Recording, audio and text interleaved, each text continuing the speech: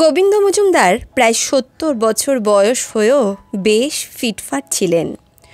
সকালের হাঁটাহাঁটি শেষ করে তিনি যখন বাড়ি ফিরলেন তখনও সূর্যের আলো ঠিকঠাকভাবে ওঠেনি। সূর্যের আলো তখনও পুরোপুরি উঠোনে ছড়িয়ে পড়েনি। তিনি নিজের ঘরের দিকে পা বাড়ালেন। দরজা খুলে ভেতরটা উকি দিয়ে দেখলেন ওনার স্ত্রী বাসন্তী দেবী তখনও গভীর ঘুমে আচ্ছন্ন। বুক পর্যন্ত চাদর টেনে শান্তিমতো ঘুমোচ্ছেন। গোবিন্দবাবু ধীরে ধীরে দরজা বন্ধ করে দিলেন আর বাইরে চলে এলেন। উঠোনের একপাশে রাখা চেয়ারে বসলেন। তার বৌমা মালবিকা এক হাতে চায়ের ট্রে নিয়ে হাজির। এই নিন বাবা, গরম গরম চা রেডি। মালবিকা হাসি মুখে ট্রেটা এগিয়ে দিল। আরে বৌমা, বেঁচে থাকো। গোবিন্দ মজুমদার চায়ের কাপ তুলে নিতে নিতে বললেন, আমি তো ভাবছিলাম তোকে এক্ষুনি ডাকবো আর বলবো চা বানা, কিন্তু দেখ তুই তো আমার মনের কথা আগেই বুঝে গেলি। সব সময় এমনটা হয়, মনে হয় আগের জন্মে তুই আমার মেয়ে ছিলিস রে, আমরা মনে হয় বাপ মেয়ে ছিলাম। তখন হাসি মুখ নিয়ে মালবিকা বলল, কেন বাবা, আগের জন্মে কেন? এ জন্মেও তো আপনি আমার বাবা, আমাদের মধ্যে তো এ জন্মেও বাপ মেয়ের সম্পর্কই আছে। আরে হ্যাঁ, একদম সোনার মতো কথা বলেছিস। গোবিন্দ মজুমদার হো হো করে হেসে উঠলেন। তারপর চায়ে চুমুক দিতে দিতে বলতে লাগলেন, শোন মালবিকা, তপন কবে আসবে রে? মালবিকা মুখে সামান্য ম্লান হাসি নিয়ে বলল, বাবা, ও হয়তো এবার বাড়িতে আসতে পারবে না, বলছিল খুব কাজ হয়ে গেছে, তাই এবার হয়তো সে আসবে না। গোবিন্দ মজুমদারের কপালে ভাঁজ পড়ে গেল। আরে কিন্তু তোদের বিবাহবার্ষিকী আসতে চলেছে, এই সময়টা একে অপরের সঙ্গে থাকা উচিত। একটু থেমে যেন নতুন কোনো বুদ্ধি মাথায় এলো তার। বললেন, চল ঠিক আছে, যদি ও আসতে না পারে তুই চলে যা, ওকে চমকে দে, কত ভালো হবে বলতো। তুই হঠাৎ ওখানে চলে গেলে ও তো অবাক হয়ে যাবে।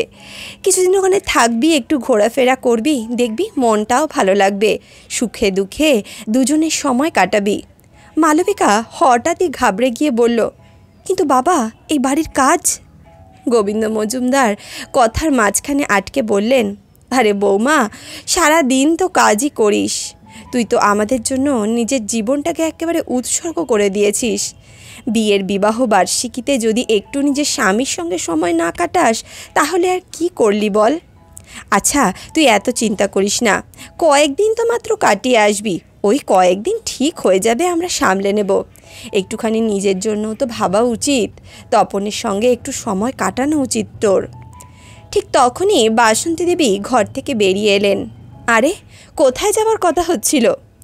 উঠোনে পা রেখেই প্রশ্ন করলেন তিনি।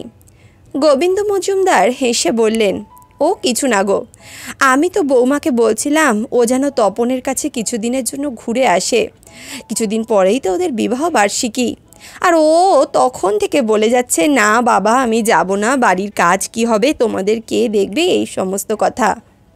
দেখো ও যদি কিছুক্ষণ ওদিকে আসে সময় কাটিয়ে, তাহলে ওরও তো একটু ভালো লাগবে, কতদিন ওরা একসঙ্গে একটুখানি সময় কাটায় না। বাসন্তী দেবী মালতীর দিকে তাকিয়ে বললেন, মালতী বৌমা, আমার জন্য একটু গরম জল এনে দে তো। মালতী রান্নাঘরের দিকে যেতেই বাসন্তী দেবী স্বামীর দিকে তাকিয়ে বললেন, তোমার কি মাথা খারাপ হয়েছে? বৌমা যদি বাড়ির থেকে চলে যায় তাহলে বাড়ির কাজ কে করবে? আগের ব্যাপার অন্যরকম ছিল, কিন্তু এখন আমার পক্ষে এত কাজ একসঙ্গে করা সম্ভব নয়। গোবিন্দ মজুমদার হেসে উঠলেন, আরে তুমি এত কেন চিন্তা করছো, আমি আছি না? বৌমা যখন ছিল না তখন তো আমরা দুজনে মিলেই সব কাজ করতাম, আর এখন তো বাবুও বড় হয়ে গেছে, ওর 5 বছর বয়স হয়ে গেল, এখন কি আর এত কাজ আছে নাকি? সব কাজ আমরা সামলে নেব। বাসন্তী দেবী ভুরু কুঁচকে বললেন, বাবুকে তুমি সামলাতে পারবে? গোবিন্দ মজুমদার একটু হেসে বললেন, আরে তুমি এত কেন চিন্তা করছো, এখন ছেলে বৌমাকে একটু সময় কাটাতে দাও তো। দেখো না কত মাস হয়ে গেল তপন বাড়িতে আসেনি, মালবিকাও তো একটু ইচ্ছা বলে কিছু আছে, নিজের স্বামীর সঙ্গে তারও তো একটু বেড়াতে ইচ্ছা করে, সময় কাটাতে ইচ্ছা করে। মালবিকার মন তখনও দ্বিধায় ডুবে আছে। এদিকে তপনের সঙ্গে যাওয়ার আনন্দ, যে এখন বেঙ্গালুরুতে কর্মব্যস্ত জীবনে ডুবে আছে, অন্যদিকে শাশুড়িমা বাসন্তী দেবীর দায়িত্ব রান্না বান্না আর বাবুর দেখাশোনা সব এক হাতে ওকে সামলাতে হয়। এই সমস্ত কিছুর দোলায় সে যেন একেবারে দুলছিল, বুঝতে পারছিল না যে সে কী করবে। বাবা, আপনার কথা একদম ঠিক, কিন্তু মা কিভাবে একা সব সামলাবেন? গোবিন্দ মজুমদার চেয়ারে হেলান দিয়ে বসলেন আর চায়ে চুমুক দিতে দিতে বলতে লাগলেন, তুমি এত চিন্তা করো না বৌমা, আমরা তো আগে একা হাতেই সব করতাম। তিনি এই বলে মৃদু হাসলেন। আর বৌমা, তুমি তো ওখানে সারা জীবনের জন্য যাচ্ছ না, 1 সপ্তাহ 10 দিন যদি থেকে আসো তাহলে ক্ষতি কি? তুমি যাও, তোমার ভালো লাগবে। আর আমি তো আছি এখানে, তোমার শাশুড়ির কোনো অসুবিধা হবে না, আমি সব দেখে নেব। দরকার হলে আমি ওকে দুবেলা 2টো রুটি করে দিতে পারবো। তোমার শ্বশুরের মধ্যে এতটুকু ক্ষমতা আছে, এত কেন চিন্তা করছো? বাবা, তুমি যে এক এক সময় কী কথা বলো না, সত্যি। এমনটা বলতে বলতে মালবিকা হেসে উঠল। তবু মন এখনও পুরোপুরি রাজি হতে পারল না তার। গোবিন্দ মজুমদার তার মনের এই দ্বিধা বুঝে গেলেন। তিনি জানতেন মালবিকার ইচ্ছে আছে তপনের কাছে যাওয়ার, কিন্তু বাড়ির দায়িত্ব ওকে আটকে দিচ্ছে। গোবিন্দ মজুমদার যখন চাকরি করতেন তখন তপনও ওই শহরেই চাকরি করত। বিয়ে হয়েছে 1 বছর, এর মধ্যেই তপনের পদোন্নতি হলো আর সাথে সাথে বদলি হয়ে গেল বেঙ্গালুরুতে। তপন চলে গেল বেঙ্গালুরু, তখন মালবিকা অন্তঃসত্ত্বা।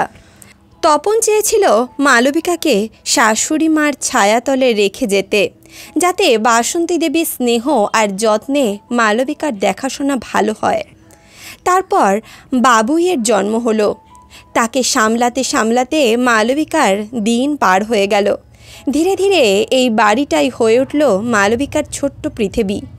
সব দায়িত্ব একে একে সে তার কাঁধে নিয়ে নিল, আর সে সব কিছু একাই সামলাতে লাগলো।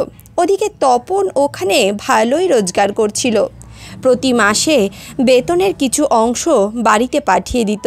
মালবিকা সেই টাকার সংসার চালাতো। শুরুর দিকে তপন 10 থেকে 12 দিন পর পরই বাড়ি চলে আসতো। মালবিকা ছাড়া তার মনই লাগতো না।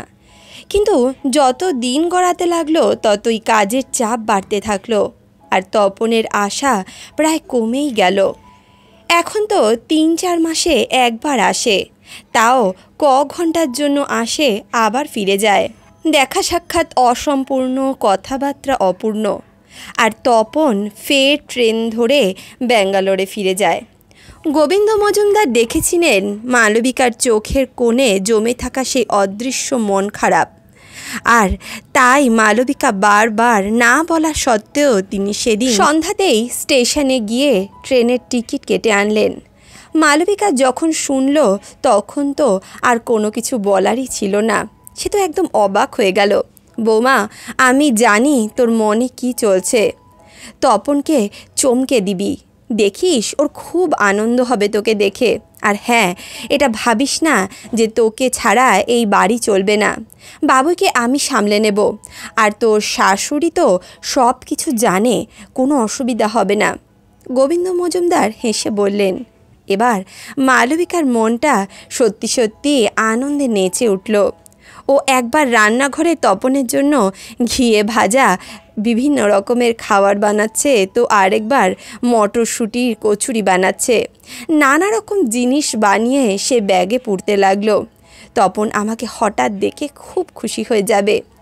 চোখে এক অদ্ভুত আনন্দের ঝিলিক, যেন ছোট্ট কোনো বাচ্চা তার প্রিয় জিনিস পেয়ে গেছে। ব্যাগে তপনের প্রিয় গোলাপি শাড়িটা রেখে দিল। ওই শাড়িটা খুব ভালো লাগে তপনের। গতবার বিবাহবার্ষিকীতে সে তাকে এই শাড়িটা দিয়েছিল, আর এইবার বিবাহবার্ষিকীতে ওই শাড়িটা পরে সে তপনকে চমকে দিতে চায়। অবশেষে সেই দিন এলো, মালবিকার বেঙ্গালুরু যাওয়ার দিন। গোবিন্দ মজুমদার তাকে স্টেশন পর্যন্ত ছেড়ে দিয়ে গেলেন। স্টেশনের ভিড়, ট্রেনের হুইসেল, চাওয়ালার হাঁক ডাক, সব কিছুর মাঝেই গোবিন্দ মজুমদার বারবার বললেন, সাবধানে যাস বৌমা, পৌঁছে কিন্তু ফোন করবি। আর শোন, তপনকে বলবি যেন তাড়াতাড়ি আমাদের দেখতে আসে, না হলে আমি কিন্তু খুব রেগে যাব। তার গলায় ছিল শান্তি, কিন্তু মনে স্নেহ ভরা ছিল। মালবিকার হেসে বলল, আচ্ছা বাবা, আপনি একটুও চিন্তা করবেন না, সব ঠিকঠাক সামলে নেব। গোবিন্দ মজুমদার হেসে উঠলেন, কিন্তু মনের ভেতরে হালকা এক চিন্তা ছিলই। সিদ্ধান্ত তো তারই ছিল মালবিকাকে পাঠানোর, কিন্তু যখন ও যাচ্ছিল তখন মনে হচ্ছিল কেবল ভালোই ভালোই পৌঁছক মেয়েটা। ট্রেনের হুইসেল দিল। মালবিকা জানলা দিয়ে হাত নাড়ালো। গোবিন্দ মজুমদারও হাত নেড়ে বিদায় জানালেন। ট্রেন ধীরে ধীরে গতি পেল। জানালা দিয়ে বাইরে দেখতে দেখতে যেন অনেকটা সময় কেটে যাচ্ছিল। জানালা দিয়ে বাইরে ছুটতে থাকা গাছপালা দেখতে দেখতে মালবিকার মুখে এক কোমল হাসি ফুটল। এই ভিড়, শোরগোল আর ধুলোয় ভরা সফরের মধ্যেও ওর বুকের ভেতরটা যেন এক অদ্ভুত আনন্দে, এক অদ্ভুত শান্তিতে ভরেছিল। স্বামীর সঙ্গে দেখা হবে, সেই উত্তেজনা। চোখে তখন পুরনো স্মৃতির রেখা। ও মনে মনে সেই দিনগুলোকে মনে করছে। বিয়ের দ্বিতীয় বিবাহবার্ষিকীতে তপন হঠাৎ অফিস থেকে ছুটি নিয়ে বলেছিল, চলো বাইরে খেতে যাই, আজ আর রান্না করতে হবে না, শুধু তুমি আর আমি। মালবিকার ঠোঁটে হালকা হাসি ফুটল। সেই দৃশ্য যেন আবার চোখের সামনে ভেসে উঠল। একবার মনে পড়ল, এক সকালে তপন অফিস যাওয়ার আগে হঠাৎ পেছন থেকে জড়িয়ে ধরেছিল তাকে আর বলেছিল, তুই না থাকলে না জানি আমার কি হতো। মালবিকার গালে হালকা লাজের লালিমা। পাশের সিটে বসে থাকা এক মহিলা সেটা দেখে মুচকি হেসে উঠলেন। হয়তো বুঝে গিয়েছিলেন এই হাসি কোন মধুর স্মৃতির জন্য। তপন কি ভেবেছিল বিয়ের সপ্তম বিবাহবার্ষিকীতে এমন চমক? মালবিকা ভাবছে, আমাকে দেখে ও পাগলের মতো খুশি হবে। একটু রাগ করবে ঠিকই, কেননা ওকে না জানিয়ে চলে এলাম, কিন্তু তারপর বুকে জড়িয়ে ধরে বলবে আর কখনো দূরে যাবে না। ও চোখ বন্ধ করে তপনের সেই মুহূর্তগুলো কল্পনা করতে লাগলো। প্রতিটি স্টেশনে ওর মনে হচ্ছিল তপন বুঝি এখনই দৌড়ে আসছে আর ছুটে তাকে জড়িয়ে ধরছে। সফর লম্বা হলেও মন উড়ে যাচ্ছিল উড়ন্ত পাখির মতো। সন্ধ্যা ঠিক 7টা। ট্রেন বেঙ্গালুরু স্টেশনে এসে দাঁড়ালো। হালকা ঠান্ডা বাতাস বইছে। ভিড়ের মধ্যে চাওয়ালা, কুলফির হাঁকডাক আর যাত্রীদের কোলাহল। মালবিকা ব্যাগ কাঁধে তুলে প্ল্যাটফর্ম থেকে নামলো। ঠিক তখনই ওর ফোন বেজে উঠল। স্ক্রিনে ভেসে উঠল বাবার মুখ। মালবিকা হেসে ফোন ধরল। হ্যাঁ বাবা, আমি ঠিকমতো পৌঁছে গেছি, এক্ষুনি ট্রেন থেকে নামলাম। এই তো এক্ষুনি অটো ধরব। ওপার থেকে গোবিন্দ মজুমদারের কণ্ঠে সামান্য চিন্তার সুর। আর বৌমা, ঠিকঠাক ঠিকানাটা নিয়ে নিয়েছিস তো? সাবধানে কিন্তু মালবিকা, দেখ নতুন জায়গা। মালবিকা হেসে বলল, হ্যাঁ হ্যাঁ বাবা, ঠিকানা আমার কাছে আছে, তুমি কোনো চিন্তা করো না তো। মারে, তবুও একবার হোয়াটসঅ্যাপটা চেক করে নে, দেখ আমি ঠিকানা পাঠিয়ে দিয়েছি। গোবিন্দ মজুমদার একবার জেদ করেই বললেন, ঠিক আছে বৌমা, পৌঁছে ফোন করিস। এতটুকু বলে মালবিকা ফোন কেটে দিল। ওর হোয়াটসঅ্যাপ খুলে ঠিকানাটা আবারও ভালো করে দেখে নিল। তারপর এক অটোওয়ালাকে ডেকে তপনের ফ্ল্যাটের ঠিকানা বলল। অটোর ভেতরে বসে থাকা মালবিকার বুক যেন ধুকপুক করতে লাগলো। মনে মনে ভাবতে লাগলো, তপন যখন ওকে হঠাৎ সামনে দেখবে তখন ওর মুখটা কেমন হবে। চমকে উঠে জড়িয়ে ধরবে নাকি খুশিতে চিৎকার করবে। বেঙ্গালুরুর রঙিন রাস্তা, উঁচু উঁচু বিল্ডিং আর ঝলমলে আলো, সব যেন মালবিকাকে এক নতুন জগতে নিয়ে যাচ্ছিল। এই শহরটা তপনের, আর আজ ও তপনের জগতে পা রাখতে চলেছে। অটো থামলো এক মাল্টি স্টোরি বিল্ডিংয়ের সামনে। মালবিকা অটোওয়ালাকে ভাড়া দিল আর নিজের ব্যাগটা কাঁধে নিল। তারপর লিফটের দিকে এগিয়ে গেল। এবার ওর বুকের ধুকপুকানি যেন দ্বিগুণ হয়ে উঠল। লিফটে দাঁড়িয়ে নিজের মুখটা একবার আয়নায় দেখে নিল। মুখের মেকআপটা একটু ঠিক করে নিল, একটু পারফিউম লাগিয়ে নিল। লিফট থেকে নেমে সে তপনের ফ্ল্যাটের দরজার সামনে এসে দাঁড়ালো। দরজার নেম প্লেট লেখা তপন মজুমদার। মুখে এক টুকরো স্বপ্নের হাসি হেসে সে কলিং বেল প্রেস করল। কয়েক সেকেন্ড পর দরজা খুলে গেল, আর মালবিকার বুকের ভেতরটা একদম থমকে গেল। দরজার সামনে দাঁড়িয়েছিল তপন। ওর চোখে বিস্ময়ের ঝিলিক, কিন্তু সেটা সেই স্বপ্নের মতো উল্লাস নয়। তপনের চোখে ফুটে উঠল ভয়। ও যেন পাথর হয়ে গিয়েছে, মুখে যেন রক্ত নেই, হাত পা ঠান্ডা, কোনো কথা নেই। মালবিকা? তপনের গলা কাঁপছিল। মালবিকা হেসে উঠল। দেখেছ, চমকে দিলাম তোমাকে। এবার এমন ভয় পেয়ে দাঁড়িয়ে আছো কেন? কি ব্যাপার, কি হয়েছে? আরে আমাকে ভেতরে তো ঢুকতে দেবে, স্বপ্ন দেখছো নাকি? তোমার বউ এসেছে তোমার কাছে, তোমার সামনে দাঁড়িয়ে আছে। তপন কিছু বলতে গেল, কিন্তু কথাগুলো গলাতেই আটকে গেল। মালবিকা, তুমি এখানে কেন? তপনের গলা কাঁপছে, যেন ভেতরে কোনো ঝড় বয়ে যাচ্ছিল। মালবিকার বুকের মধ্যে হালকা আতঙ্কের স্রোত বয়ে গেল। ওর চোখে তপনের খুশির বদলে ফুটে উঠল ভয়। ঠিক তখনই ভেতর থেকে ভেসে এলো এক অচেনা নারী কণ্ঠ। তপন, কে দরজায়? মালবিকার বুকের ভেতরে যেন হঠাৎ থমকে গেল। এই কণ্ঠস্বর তার অজানা, কিন্তু তাতে ছিল এক অদ্ভুত অধিকার বোধ। মালবিকা কিছু বুঝে ওঠার আগেই এক যুবতী বেরিয়ে এলো বেডরুম থেকে। হালকা নীল নাইটি, খোলা চুল, মুখে এক ফুরফুরে হাসি। আরে বাহ, কি ব্যাপার, কে এই মহিলা? ও সরাসরি মালবিকার দিকে তাকালো। মালবিকার চোখ আটকে গেল সেই যুবতীর দিকে। সুন্দর মুখ, ছিপছিপে গড়ন, কিন্তু তার গলায় ছিল এক অদ্ভুত আতঙ্ক। আপনি কে, আর কি দরকার আমাদের সাথে? যেন সেই এই বাড়ির গিন্নি। মালবিকার কাছে মুহূর্তটা কোনো দুঃস্বপ্নের চেয়ে কম নয়। ও স্তব্ধ হয়ে দাঁড়িয়ে গেল, জিভ যেন তালুতে আটকে গেল।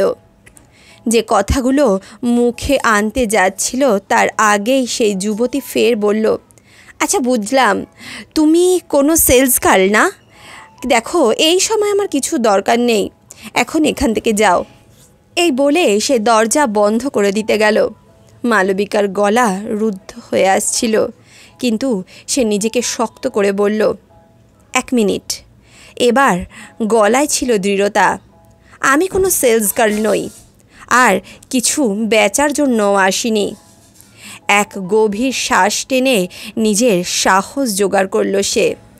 ও সেই যুবতীর চোখে চোখ রেখে বলল, আগে আপনি বলুন, আপনি কে, আর এখানে কি করছেন?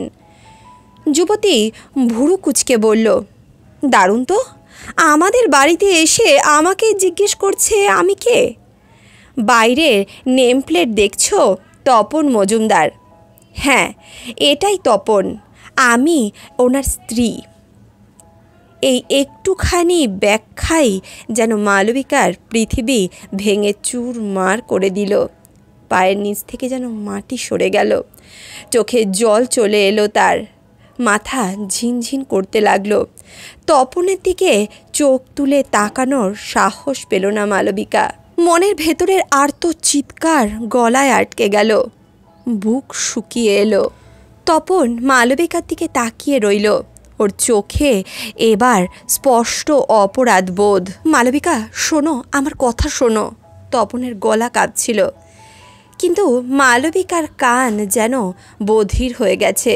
তার চোখের সামনে ভেসে উঠতে লাগলো সেই সমস্ত রাত আর দিন, যখন সে বাবুইকে বুকে চেপে শুয়ে থাকতো আর তপনের ফোনের অপেক্ষা করত। গোবিন্দ মজুমদার আর বাসন্তী দেবীর সেবা করতে করতে দিন রাত এক করে দিত। সবশেষে ক্লান্ত শরীরে বিছানায় শুয়ে একটাই আশা করত, তপনের একটা কল আসবে আর সব ঠিক হয়ে যাবে। মালবিকা ভেবেছিল তপনের ব্যস্ততা ছিল আর তার কাজের চাপ ছিল, তাই সে তাকে বিশ্বাস করেছিল। তপনকে বিশ্বাস করে সে নিঃস্বার্থভাবে সারা জীবনটা তার সঙ্গে কাটিয়ে দিচ্ছিল। সে তপনকে ভালোবেসেছিল, কিন্তু আজ সেই বিশ্বাস ভেঙে খান খান হয়ে গেছে। 7 বছরের সংসার এক মুহূর্তেই যেন পুড়ে ছাই হয়ে গেল। মালবিকা কোনো মতে নিজেকে সামলালো। চোখে জল জমে আসছিল, কিন্তু সে সেই অচেনা যুবতীর সামনে দুর্বল হতে চাইছিল না। তুমি ওর স্ত্রী। ওর কণ্ঠটা ফেটে যাচ্ছিল, কিন্তু চোখ ছিল তপনের দিকে। তপন, এটাই সত্যি? তপনের মুখ ঝুলে গেল। ও কিছু বলতে চাইছিল, কিন্তু কথাগুলো যেন হারিয়ে গেল। তপন এগিয়ে এলো, হঠাৎ হতচকিত হয়ে বলল, মালবিকা শোনো, আমার কথা শোনো। কি শুনবো তপন? আর কি বা তুমি বলবে আমাকে? কি বা শোনানোর আছে তোমার আমাকে? সব সময় বলতে ব্যস্ত আছি, অফিসের কাজ। এটাই সেই কাজ ছিল তোমার? আরে শোনো তো মালবিকা, তপন বলল। কিন্তু মালবিকা ওকে থামিয়ে বলল, চুপ করো, আর কিছু শুনতে চাই না আমি। তার চোখের জল গাল বেয়ে নামছিল না, ওর আত্মা ভেঙে চুরে জল হয়ে ঝরছিল। প্রতিটি ফোঁটা ওর বিশ্বাস, স্বপ্ন আর 7 বছরের ভালোবাসাকে গুড়িয়ে দিচ্ছিল। মালবিকা হঠাৎই উল্টো পথে ঘুরে দাঁড়ালো। টালমাটাল পা টেনে কোনো মতে লিফটের সামনে এসে পৌঁছলো। পেছন থেকে সেই অচেনা যুবতীর কড়া কর্কশ গলা ভেসে এলো। কে ছিল এ? তপন, বলো তো, এই মহিলার নাম কি? এই মহিলা কে? তপনের কাপা কণ্ঠ এলো, আমি সব ব্যাখ্যা করছি তোমাকে। তারপরই দরজার বন্ধ হওয়ার আওয়াজ এলো মালবিকার কানে। দরজা বন্ধ হওয়ার সেই শব্দ মালবিকার কানে যেন পেরেকের মতো বিঁধল। লিফটের ভেতরে দাঁড়িয়ে মালবিকা কোনো এক জগতে চলে গেল। তার চোখের জল বুকের ভেতরের আর্তনাদ, কিন্তু সেই আরতি মুখ দিয়ে বেরোতে পারছিল না। এই কি সেই তপন যার সঙ্গে সে জীবনের দিনগুলো উজাড় করে দিয়েছিল? ও কাঁপছিল। তখনই ফোন বেজে উঠল। স্ক্রিনে ভেসে উঠল বাবার মুখ, গোবিন্দ মজুমদারের নাম। মালবিকা একদম স্তব্ধ হয়ে গেল। মনে হলো সব সত্যি বাবাকে বলে দেয়, ফেটে পড়ুক, সব উজাড় করে দিক। কিন্তু ওর মনে হলো গোবিন্দ মজুমদার কি এই আঘাত সামলাতে পারবেন? তিনি তপনকে খুব ভালোবাসতেন। না, এই সত্যি বাবার কাছে যদি পৌঁছে যায়, তার মানেই ওনার জীবনে একটা বড়সড় ঝড় উঠে যাবে। মালবিকা কাঁপতে কাঁপতে ফোন কেটে দিল। লিফট থেকে নেমে এলো। ওদিকে গোবিন্দ মজুমদার বারবার ফোনের স্ক্রিন দেখছিলেন। বৌমার ফোন কেন লাগছে না, সে কেন ফোন ধরছে না?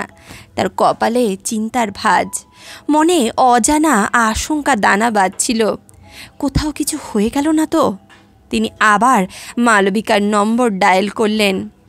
কেউ ধরল না। এবার তিনি অস্থির হয়ে উঠলেন। একবার তপনের নম্বর ডায়াল করলেন। ফোন বেজে উঠল। আর কিছুক্ষণ পর তপনের গলা এলো, হ্যালো বাবা। বাবা রে, মালবিকা তো বেঙ্গালুরুতে যাচ্ছিল তোর কাছে, ঠিকঠাক পৌঁছে গেছে তো? ফোন ধরছে না তো, খুব চিন্তা হচ্ছে। গোবিন্দ মজুমদারের গলা যেন আতঙ্কে পুরো ভরে উঠেছিল। তপন 1 সেকেন্ড থমকে রইল, তারপর মিথ্যার জাল বুনল। আরে বাবা, আমি তো এখন শহরে নেই, মিটিংয়ের জন্য চেন্নাইয়ে এসেছি। 1 সপ্তাহ এখানেই থাকবো। হয়তো মালবিকা পৌঁছে গেছে, কিন্তু আমার সঙ্গে তো ওর দেখা হবে না, কথাও হয়নি। গোবিন্দ মজুমদারের বুকের ভেতর অস্বস্তি হচ্ছিল, কিন্তু তিনি কিছুই বুঝতে পারছিলেন না এখন কি হবে। ঠিক আছে বাবা, যদি ওর সাথে কথা হয় আমাকে একটু জানাস, আমার খুব চিন্তা হচ্ছে। ওদিকে মালবিকা ভারী পায়ে বিল্ডিং থেকে বেরিয়ে এলো। পথের পাড়ে পার্ক। সেই পার্কের বেঞ্চে গিয়ে বসলো আর ফুপিয়ে ফুপিয়ে কাঁদতে লাগলো। কোথায় ভুল ছিল আমার ভালোবাসা, আমার ত্যাগ, সব কিছুই কি মিথ্যা, সব কিছুই কি অর্থহীন? ও চোখের জল মুছল। নিজেকে সামলালো, ব্যাগ থেকে জলের বোতলটা বার করলো আর সামান্য জল খেলো। তারপর আবার ফোন বেজে উঠল, বাবার নাম। এইবার মালবিকা ফোন ধরল। হ্যাঁ বাবা। বৌমা, কোথায় তুই? ঠিকমতো পৌঁছে গেছিস তো? গোবিন্দ মজুমদারের গলার ভারী চিন্তা স্পষ্ট বোঝা যাচ্ছিল। মালবিকা জোর করে গলা স্বাভাবিক করে বলল, হ্যাঁ বাবা, চিন্তা করো না, আমি ভালো আছি। ট্রাফিক খুব বেশি ছিল, তাই জন্যেই ফোন করতে পারছিলাম না। ফ্ল্যাটেই পৌঁছে গেছি। কিন্তু তপনের সঙ্গে কথা হলো, সে তো বলল ও ওখানে নেই। মালবিকা 1 সেকেন্ড থমকে গেল। চোখে জল চলে এলো তার, কিন্তু নিজেকে শক্ত করল। আচ্ছা, তাহলে আমি ফিরে আসছি বাবা, এখন ফোন রাখছি। ফোন কেটে দিল মালবিকা। তাড়াতাড়ি ট্রেনের টিকিট খুঁজতে লাগলো।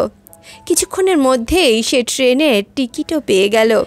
ট্রেনে উঠে জানালার ধারে গিয়ে বসলো।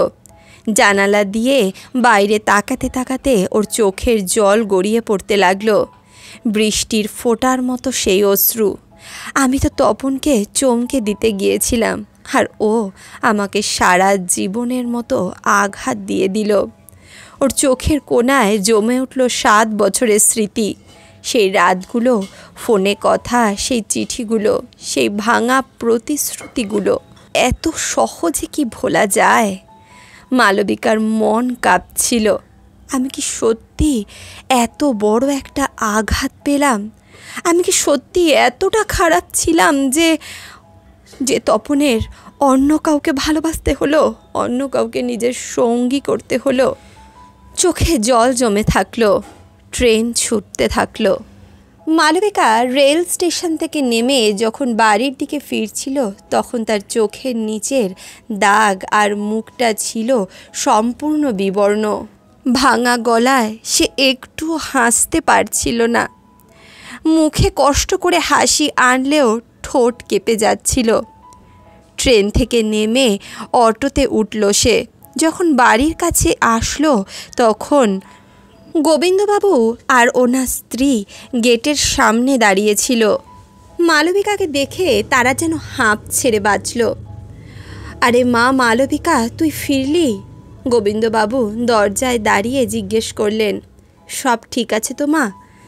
তার চোখে তখনও শঙ্কা আর কপালে ভাঁজ। কিন্তু মালবিকার ফোলা চোখ আর শুষ্ক মুখ দেখে তার শাশুড়িমা ভুরু টান করে বললেন, আমি তো বলেছিলাম, কি দরকার ছিল ওকে একা পাঠানোর? আপনি তো বললেন না, চমকে দেবে, আনন্দ পাবে। আনন্দ? প্রতিমা দেবীর গলা যেন শুধু তিরস্কারে ভরা ছিল। এদিকে গোবিন্দবাবুর লজ্জায় মাথা নিচু করে বললেন, আমি ভেবেছিলাম মা তুই খুশি হবি, তপনের সঙ্গে কিছুদিন সময় কাটাবি, একটু শান্তি পাবি। প্রতিমা দেবীর ঠোঁট পাকিয়ে বললেন, হ্যাঁ, এখন দেখো কত মজা পেয়েছে সে। আমার ছেলেটা ওখানে কাজ করতে গেছে, সারা দিন রাত কাজে ব্যস্ত থাকে। এমনভাবে ফোন টোন না করে যদি ওখানে যায় পাগলের মতেও, তাহলে তো এমনই অবস্থা হবে।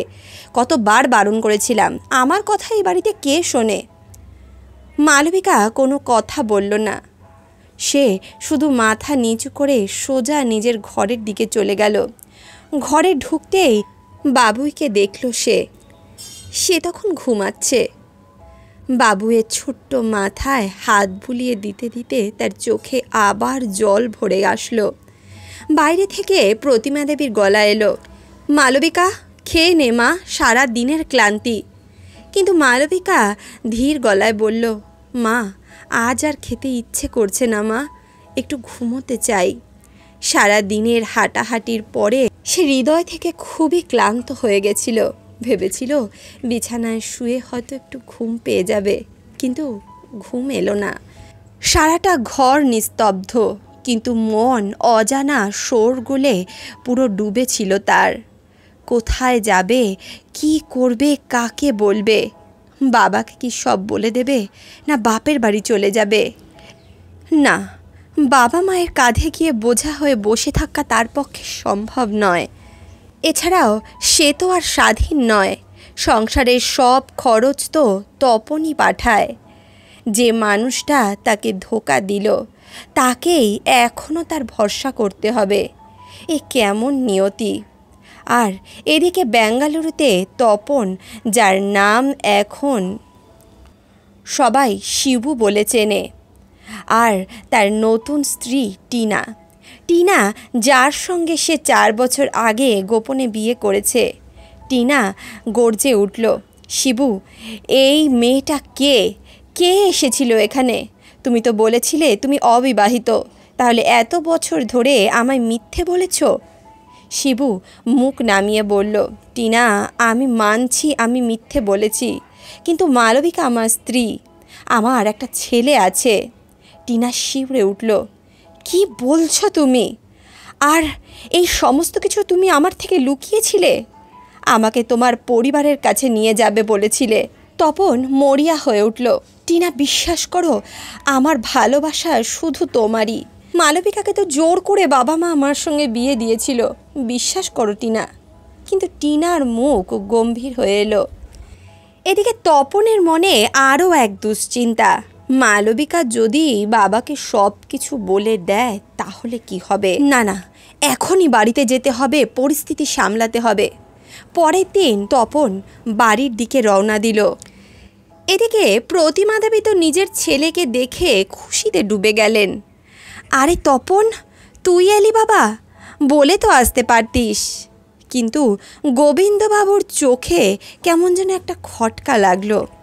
তপন, তুমি তো বলেছিলে 1 সপ্তাহ বাইরে থাকবে, এত তাড়াতাড়ি কিভাবে এলে? তপন চোখ এড়িয়ে হাসার চেষ্টা করলো, বলতে লাগলো, ও বাবা, কাজটা আগেই মিটে গেছে, তাই ভাবলাম একবার তোমাদের সঙ্গে দেখা করে যাই। গোবিন্দবাবু চুপ করে রইলেন, কিন্তু এটা ঠিকই বুঝে গেলেন যে ছেলে কিছু লুকাচ্ছে। প্রতিমা দেবী ডাক দিলেন, মালবিকা, দেখ তপন এসেছে, ভালো করে খেতে দে আমার ছেলেটাকে। কিন্তু প্রতিমা দেবী অবাক। মালবিকা, যে নিজের স্বামী বাড়িতে আসলে পুরো বাড়ি মাথায় করে নিত, এদিক ওদিক ঘুরে বেরিয়ে দৌড়ে দৌড়ে কাজ করত, সে আজ চুপচাপ। তারপর যখন খাবার সাজিয়ে আনলো, দেখা গেল থালায় করলা ভাজা আর কুমড়ো, যেটা তপন একেবারে পছন্দ করে না। প্রতিমা দেবী ফুঁসে উঠলেন, এ কি মালবিকা, তুই তো জানিস যে আমার ছেলে এগুলো খাওয়া পছন্দ করে না, তাও কেন ওকে করলা দিলি? তুই জানিস না শিবুর করলা পছন্দ না? মালবিকা কোনো উত্তর দিল না, শুধু চুপচাপ দাঁড়িয়ে রইল। এদিকে তপন কিছু বলল না, সে মুখ নিচু করে তিতকুটে করলা মুখে তুলে নিল। সবটাই চুপচাপ দেখছিলেন গোবিন্দবাবু। মনে গভীর সন্দেহ হচ্ছিল তার, কিছু একটা হয়েছে যা তাদের চোখে পড়ছে না। কাজ মিটিয়ে মালবিকা যখন ঘরে ফিরল, বাবুই তখন তপনের কোলে। মালবিকা চুপচাপ বাবুইয়ের পাশে বসল। এদিকে তপন ধীরে ধীরে মালবিকার হাত ধরল। মালবিকা, কথা বলছো না কেন? আমি জানি আমি ভুল করেছি, আমাকে একবারের জন্য তোমার সঙ্গে কথা বলার সুযোগ দাও। তপন ভেতরে দাঁড়িয়েছিল। মালবিকা তার হাত ছাড়িয়ে নিল, ঠান্ডা চোখে তার দিকে তাকালো, তারপর কোনো কথা না বলে রান্নাঘরের দিকে চলে গেল। এদিকে তপন অবাক হয়ে দাঁড়িয়ে রইল। এদিকে গোবিন্দবাবুর চোখ দুজনের মধ্যের এই বিভেদ খুব স্পষ্টই বুঝতে পারছিল। তিনি বুঝে গিয়েছিলেন এটা কোনো ছোটোখাটো ঝগড়া নয়। তপনের কৃত্রিম হাসি আর মালবিকার চুপচাপ আচরণ তার মনে হাজারো প্রশ্ন তৈরি করছিল। বিকেলের দিকে গোবিন্দবাবু মালবিকা আর তপনকে ডেকে পাঠালেন।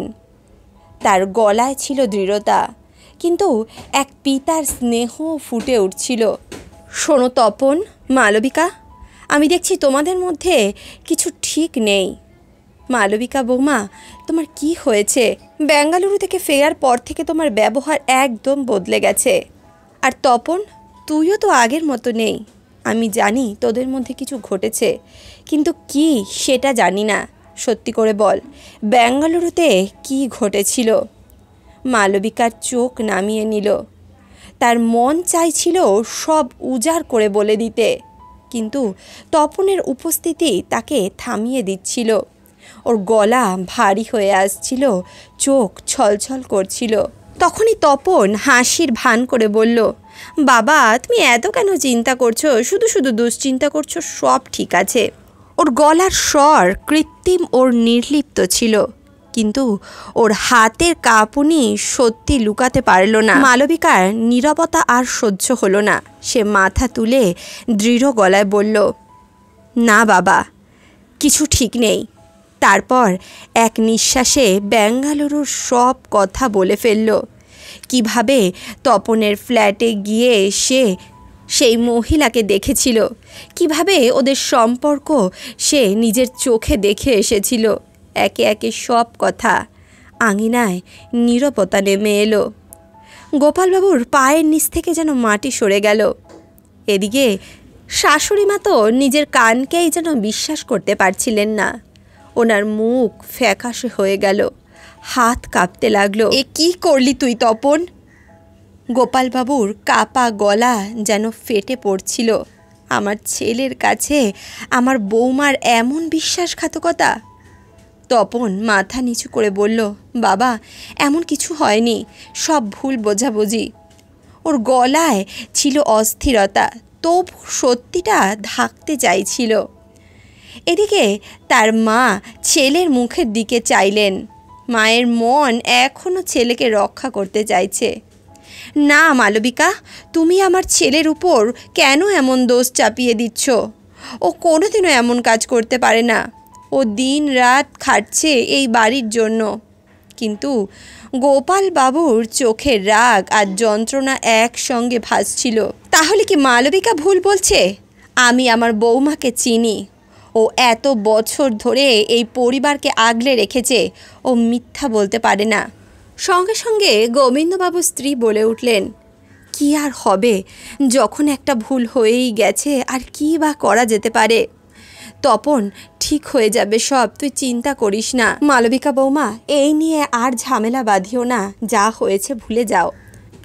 কিন্তু গোবিন্দবাবুর গলা কঠিন হয়ে গেল। না, এটা কোনো ভুল নয়, এটা পাপ। আর এই পাপকে আমি অন্তত সাপোর্ট করব না। তুই এত বড় একটা পাপ করে সেটা আবার ঢাকতে চাইছিস? তিনি তপনের দিকে তাকালেন। তার চোখ লাল হয়ে উঠেছে। তুই কিভাবে এমন করলি তপন? নিজের বউ, নিজের ছেলে, নিজের পরিবার। হঠাৎ তপনের রাগ ফেটে বাইরে বেরিয়ে এলো। তাহলে কি বাবা, আপনি কি এই মেয়ের পক্ষ নিচ্ছেন? মনে রাখবেন, এই সংসার আমি চালাই, ও নয়। ও কিন্তু একটা টাকাও উপার্জন করে না। এই গ্রাম্য মেয়েটা আপনাকে বসিয়ে খাওয়াতে পারবে তো? মালবিকার চোখে জল গড়িয়ে পড়ল, কিন্তু সে নিজেকে সামলে নিল। ভালোই তো বাবা, আমি বাবুইকে নিয়ে এই বাড়ি ছেড়ে চলে যাচ্ছি। এমন লোকের উপার্জনে আমি আমার ছেলেকে মানুষ করব না। তপন আর সহ্য করতে পারল না, চিৎকার করে উঠল, হ্যাঁ আছে আমার অন্য সম্পর্ক। কি করবে তুমি? তুমি তো শুধু কাঁদতে জানো। তার শব্দগুলো আঙিনায় তীরের মতো বিচ্ছিল। মালবিকার মন ভেঙে চুরমার হয়ে গেল। এর আগে সে কিছু বলার আগেই তার শাশুড়ি মা রাগে ফেটে পড়ল। কি বললি? আমার বৌমাকে গ্রাম্য বলছিস? তুই নিজে কি রে, লজ্জা করে না? এই মেয়েটার সামনে আমার মান সম্মান তুই ধূলিসাৎ করে দিয়েছিস। এমনটা বলে তিনি তপনের গালে জোরসে একটা চড় কষিয়ে দিলেন। এদিকে গোবিন্দবাবু দাঁত চেপে বললেন, মালবিকা কোথাও যাবে না। যদি কেউ যাবে তাহলে তুই যাবি। আমার এই সংসার ছেড়ে এক্ষুনি বেরিয়ে যা। তপন বিস্মিত হয়ে গেল। তার বাবা মা মালবিকার পাশে দাঁড়িয়ে কথা বলছে। সে তেতে উঠে বলল, ঠিক আছে, দেখি তোমরা কিভাবে এখানে জীবনযাপন করো। বেতনের একটা টাকাও তোমাদের পাঠাবো না। দেখি এই মেয়েটা তোমাদের কিভাবে খাওয়ায়। আমি আর আমার স্ত্রী দুজনে ওখানে আরামসে থাকবো, আর এই সংসারে আমার সঙ্গে আর তোমাদের কোনো সম্পর্ক নেই। এই বলেই সে কিছু জামা কাপড় গুছিয়ে গর্জন করতে করতে বেরিয়ে গেল, রেখে গেল এক ছিন্ন ভিন্ন পরিবার আর নিজের মিথ্যে বোঝা। মালবিকার শাশুড়ি মাটিতে বসে পড়লেন, চোখে জল, কিন্তু এখন আর ছেলের অন্যায় মেনে নেওয়ার কোনোরূপ কোনো ইচ্ছে তার নেই। গোবিন্দবাবু মালবিকার কাঁধে হাত রাখলেন। ভয় পাস না মা, এই বাড়ি তোর, তুই একা নোস, আমরা আছি। মালবিকার চোখে জল, কিন্তু ভেতরে এক নতুন আগুন জ্বলে উঠল। সে জানতো আর বসে থাকলে চলবে না। পরের দিন সে বলল, মা, বাবা, আমি হয়তো বেশি পড়াশুনো জানি না, কিন্তু সেলাই কাটাই জানি। একটা ছোট সেলাই সেন্টার খুলতে চাই। তার শাশুড়ি মা বললেন, এত চিন্তা করছিস কেন মা?